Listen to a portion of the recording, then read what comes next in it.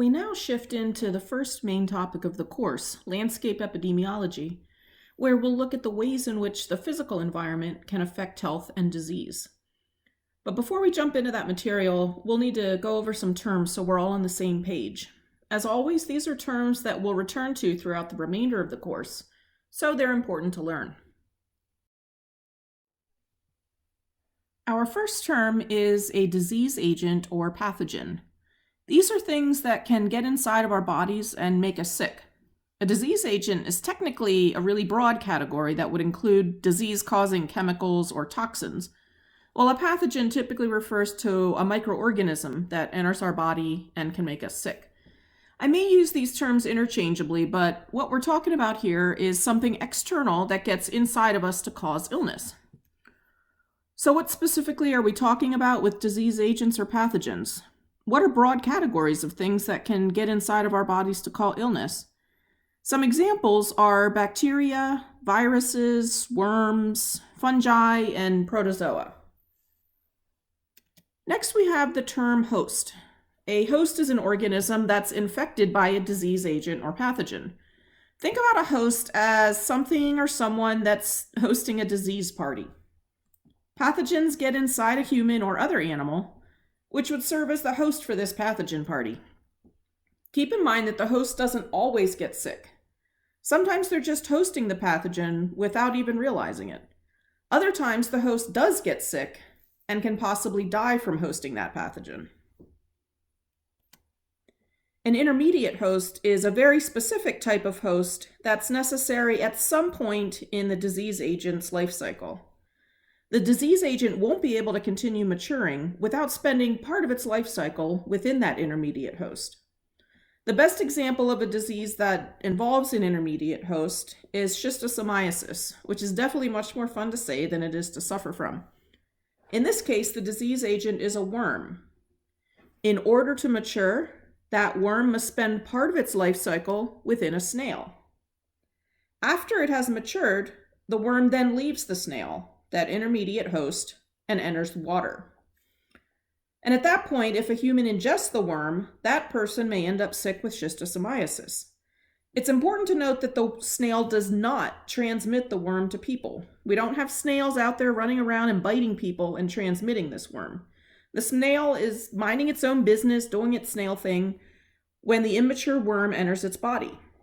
After maturing, again, the worm leaves the snail's body, enters the water, and at some point can infect a human.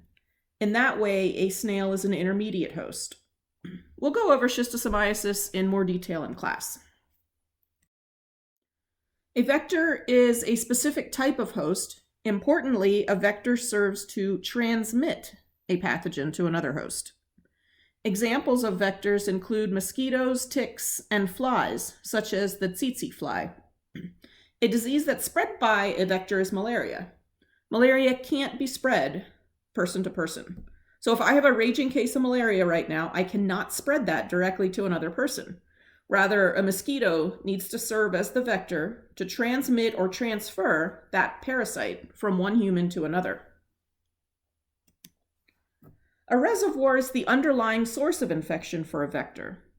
Picture a reservoir or a large body of water, and imagine a vector dipping into that reservoir to pick up a pathogen. So we'll talk in more detail about the specific reservoirs for different diseases, but as an example, for malaria, humans are the reservoir. The underlying source of infection for mosquitoes are people carrying the malaria parasite. For Lyme disease, though, the most common reservoir or continual source of infection for ticks is the white-footed mouse.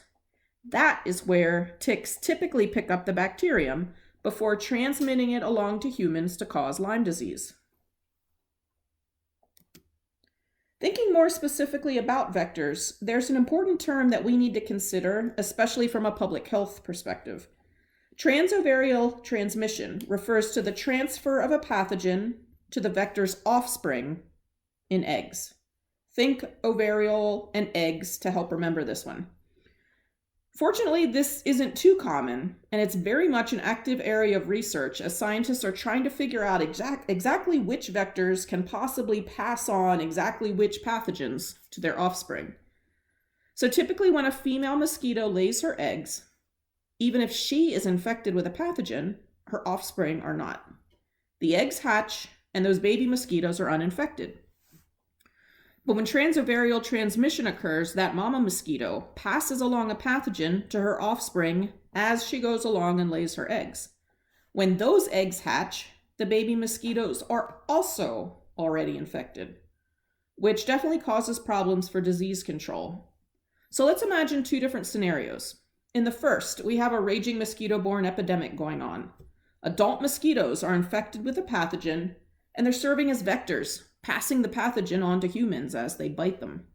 However, their offspring are not infected. In this case, these infected adult mosquitoes can be killed and the epidemic controlled by spraying an insecticide that affects adults. It's not always easy, but done. When those adults' eggs hatch, the babies will be uninfected. But now let's consider a scenario where transovarial transmission does occur. Public health officials will still spray an insecticide that targets adult mosquitoes, hopefully killing many of them. But the story doesn't end there, because those adults have likely already laid eggs, and when they hatch, those babies will also be infected with the pathogen if transovarial transmission has occurred. Now public health officials have yet another generation of mosquitoes that are vectors, transmitting the pathogen. In order to deal with this situation, public health officials need to treat water where eggs are hatching with a larvicide to kill the baby mosquitoes shortly after hatching. So outbreak control is more complicated when public health officials need to control both adult and larval mosquitoes. As I mentioned, fortunately, it's not that common, but it's important to understand during an outbreak. The last term for this section is zoonosis. This is an animal disease that sometimes spills over into humans. Many human diseases either are or began as a zoonosis. Lyme disease, for example, is a zoonosis. It's a disease that the white-footed mouse and other mammals can pick up following the bite of a tick. It's fine if this disease transmission chain is going on among animals out in the woods. But we get concerned when a tick bites a human instead and causes illness. West Nile is another zoonosis. This time it's a bird disease with mosquitoes as the vector. Birds, especially crows, can become sick with the disease after a bite by a mosquito. But we're especially concerned when a human is bitten instead and becomes sick. We'll spend a good bit of time on HIV in this course. It actually began as a zoonosis. HIV has been traced back to a virus called SIV, simian immunodeficiency virus, which affects non-human primates, or simians. Maybe you've heard of FIV, feline immunodeficiency virus, which affects cats.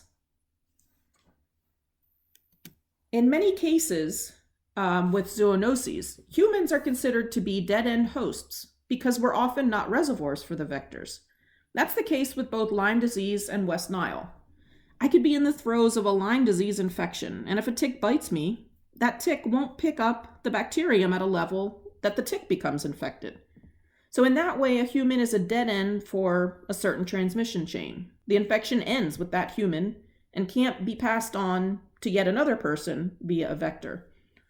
We'll discuss transmission chains more in class, and with your first assignment, it will involve working with them. So you'll have a chance to practice using many of these terms.